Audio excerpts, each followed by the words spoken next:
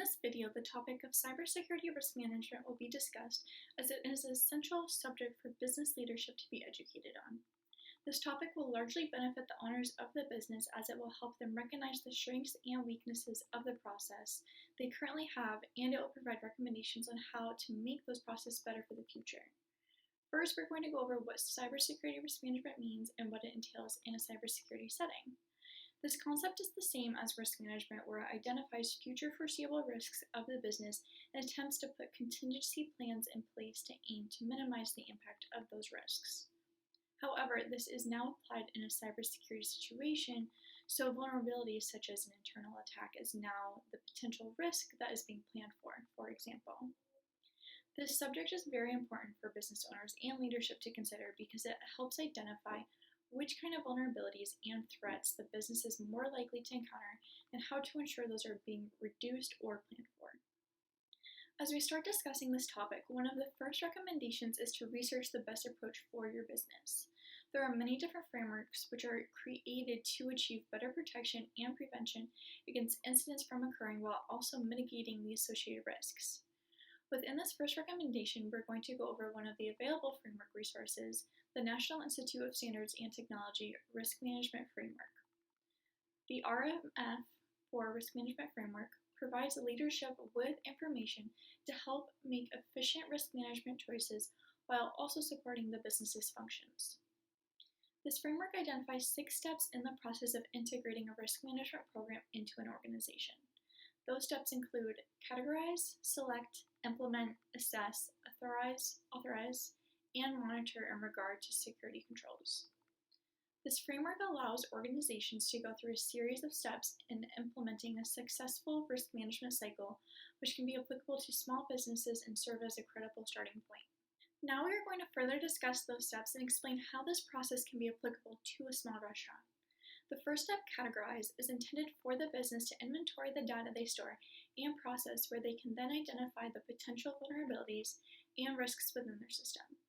For example, for a restaurant, this data may include payment card information, which must be processed through the system, which involves risks. The second step, select, entails selecting the appropriate security controls based on the information gathered in the first step. The controls help in protecting the integrity of the system and information, which allows for the security controls to be successful for their intended purpose. To expand on the previous restaurant example, the step includes selecting security measures to help protect customers' payment information while also complying with the Payment Card Industry Data Security Standard, also known as PCI DSS. One control that can be implemented is encryption, which allows for higher security of this information. The third step, implement, is when security controls are put in place while being closely documented and assessed on effectiveness. For the restaurant, this involves putting the controls in place and explaining how those are operating within the system to those it pertains.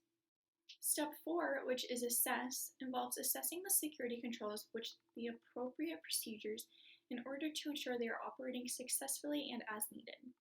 Again, for a restaurant, this will entail examining the controls and deciding if they are working as intended or if they should be switched with different controls. The fifth step, authorize, determines if the level of risk is acceptable for the system. For restaurant operations, this may include ensuring the payment card information is successfully protected due to the encryption and that the risk with an incident involving this information is at an appropriate level. Lastly, the step, monitor, is used to assess the security controls in place regularly while evaluating the effectiveness, changes in operations, and the compliance with regulations. Relating this back to the restaurant example, this may entail monitoring the controls implemented to protect customer information and ensuring the business is still complying with appropriate regulations. These steps are intended to apply to all businesses regardless of size, which means they are flexible and applicable to all industries, which allows for the restaurant industry to customize them to their needs. The second recommendation we're going to discuss when implementing this process is to perform a cybersecurity risk assessment and analysis.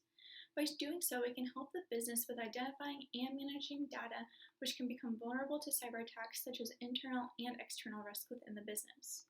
The risk assessment will also help determine the associated risk with the additional step of creating a plan to further protect the business.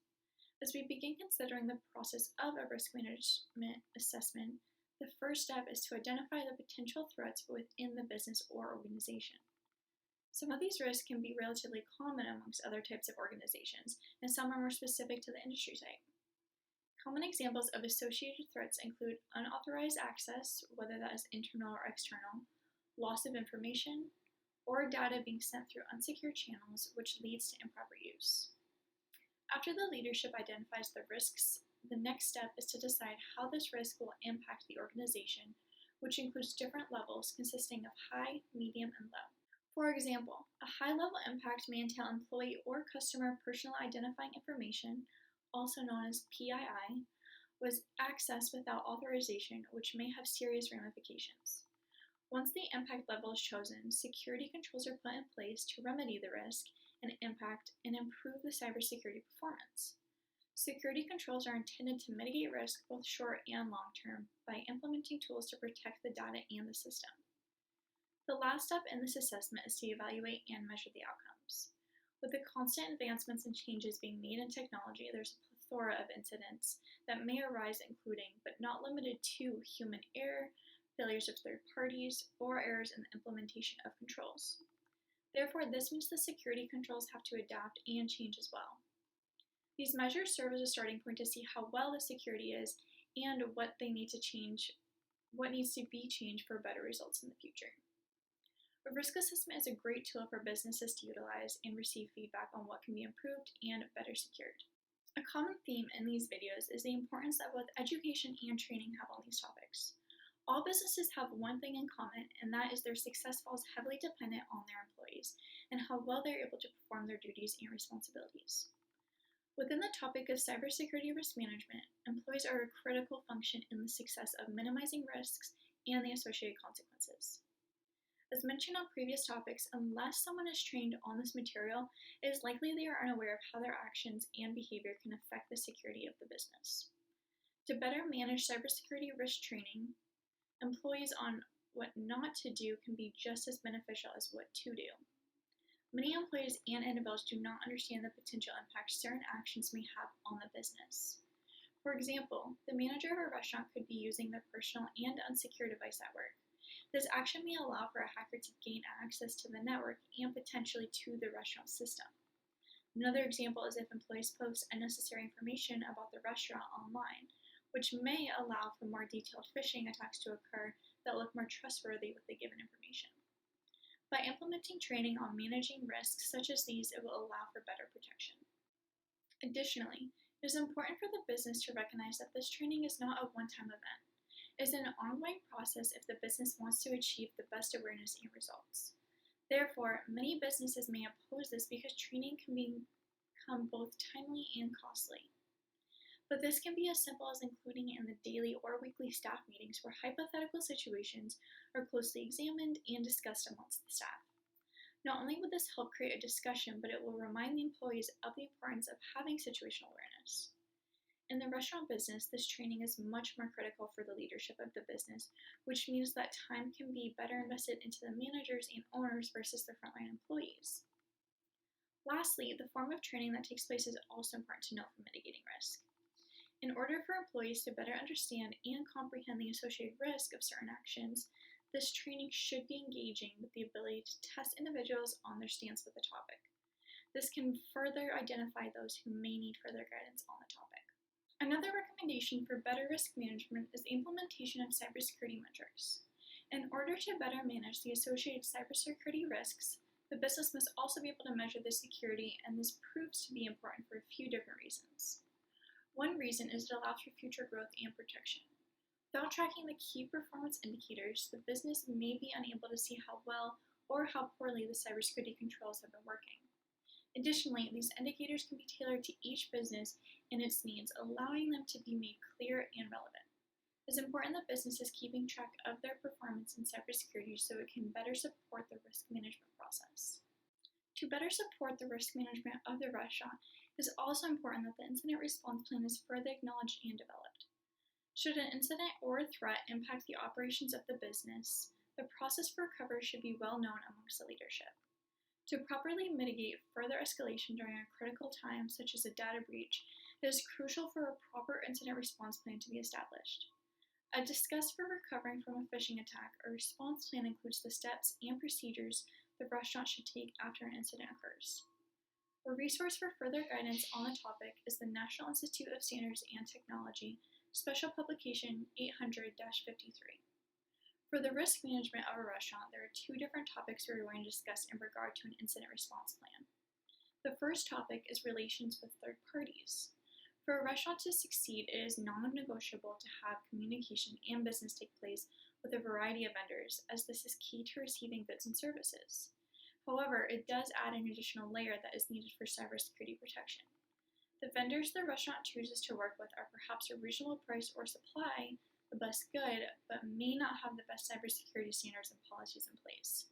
This issue can be met with improved policies for business with third parties, metrics in place to track consistency, or even a risk assessment as discussed earlier. This is not to persuade restaurants from the need of critical business functions with vendors, but more as a precaution to consider increased security and to have an incident response plan in place. Lastly, the second topic involves external threats, which also needs to be taken into consideration with an incident response plan.